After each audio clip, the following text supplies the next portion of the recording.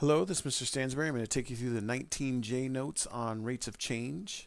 At the end of this, you should be able to say that I can find the instantaneous rate of change for a function, and I can find the marginal cost function of a real-life situation.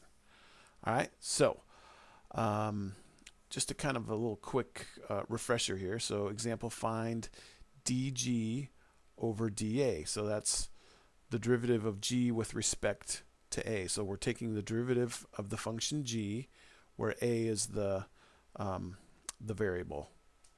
All right.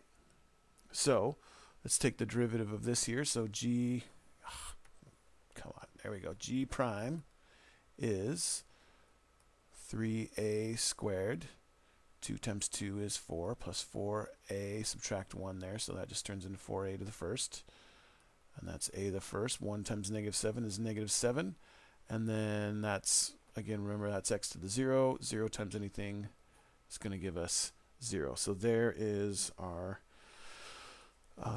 derivative.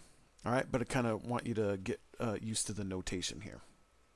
All right, so let's jump into the good examples here. Example 16 from page 628 says the volume of air, V, in meters cubed, in Trixie the T-Rex, who apparently is hungry because he's eating all those people, or she. Okay. After t minutes is given by the formula V volume equals 2 times t for time cubed minus 3t squared plus 10t plus 2, where t is the time of minutes, and then this function is only valid from 0 to 8 minutes, apparently. Okay, so find the initial volume. The volume when time is at 8 seconds. The derivative of this volume function, where t is the variable, and then the rate of increase in volume at t equals 4. Okay, so initial volume, nothing fancy here. We're just going to plug in 0 for t, right? So 2 times 0 cubed minus 3 times 0 squared plus 10 times 0 plus 2. That's 0, that's 0, that's 0. So the volume is just 2, and this is going to be meters cubed. All right? So B, volume at t equals 8. So same idea. Now we're just going to plug in 8 for t. So 2 times 8 cubed minus 3 times 8 squared minus 10 times 8 plus 2. All right? So if you go through and calculate that all out, we should find that the volume here is 914 meters cubed. All right? Okay. Next one, find the derivative of this function here. So let's see, let's just copy it down here. So volume equals 2t cubed minus 3t squared plus 10t plus 2. So dv of dt is going to be, let's see, 3 times 2 is 6. T, subtract 1 from that, and that's squared. 2 times negative 3 is negative 6t, subtract 1 from that, and that's t to the first. That's t to the first. 1 times 10 is 10, and then derivative of constant is 0. So there's our derivative of the function, which leads us nicely into D, which is the rate of increase in volume at t equals 4. So we want to know what the instantaneous rate of change is, and that's what our derivative function is going to tell us. So all we're going to do on this is plug in 4 for the t on the derivative function. All right, so let's see. Okay, let's just plug the 4 in here. So we got 6 times 4 squared minus 6 times 4 plus 10. So that's what, 16 times 6. 16 times, oh, I got to turn it on, that helps. And I got to get out of there. 16 times 6 is 96. minus 24 plus 10, which is going to give us 82.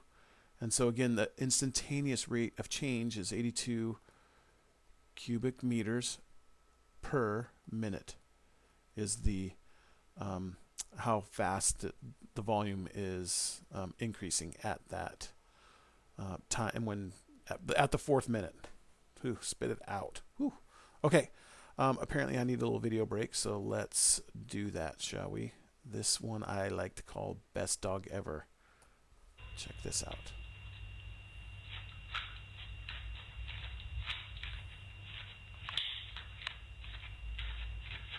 I'm totally going to show my dog this video. Of course, he probably could care less, but come on, how great is that? And then Ninja Cat.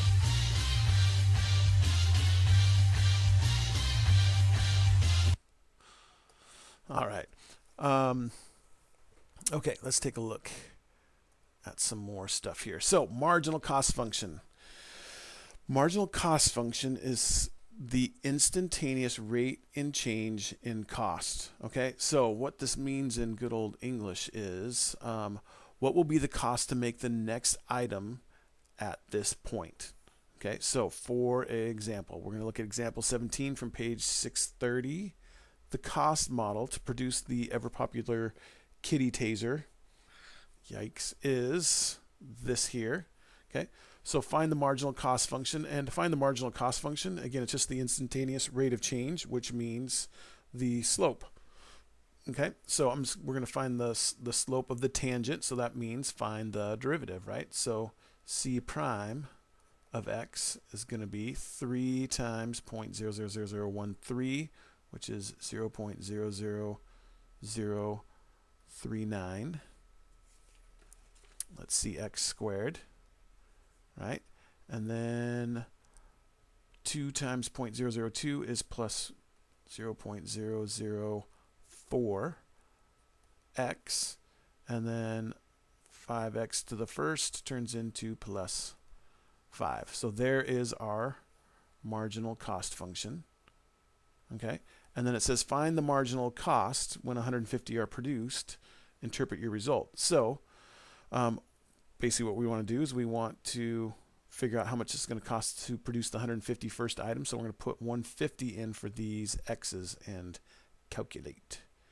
All right, so c prime of 150 is 0.00039 times 150 plus 0.004 times 150 plus 5. All right, and if you go ahead and calculate that all out, c prime of 150 is going to give you 14.375. All right, so we have found our marginal cost. Now what does this mean? So this means that it's going to cost, it would cost, I got a couple too many L's in there, don't mind me, it would cost $14.38 to make the 151st kitty taser. Oops. Z taser. All right. Okay, you now should be able to say that I can find the instantaneous rate of change for a function, and I can find the marginal cost function of a real life situation. All right. If you have any questions, please ask. Thanks.